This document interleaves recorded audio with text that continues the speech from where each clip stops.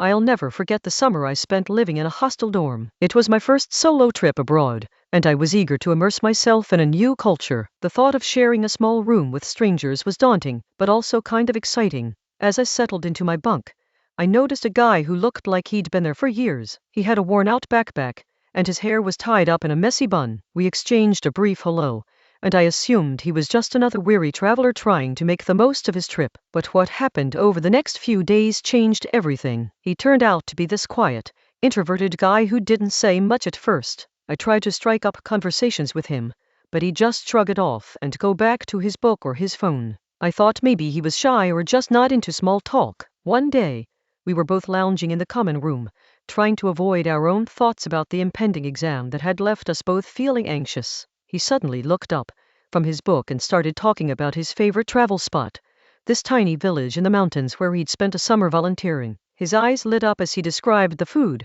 the people, the breathtaking views. I was captivated by his enthusiasm. As we chatted more, I realized that beneath his reserved exterior he had this deep passion for life and adventure. We bonded over our shared love of travel and trying new things, and before long, we were inseparable. We spent our days exploring the city together, sharing stories about our lives back home, and laughing until our sides hurt. But what struck me most was how much more vibrant he became when we were together. His eyes sparkled, his smile returned, and for the first time in months he seemed to be living in the moment. I saw him shed his shell and become this confident, carefree person who wasn't afraid to try new things. Looking back, I realized that was one of the most formative experiences of my life. Living with a stranger too. What would you do in this situation? Follow for more stories.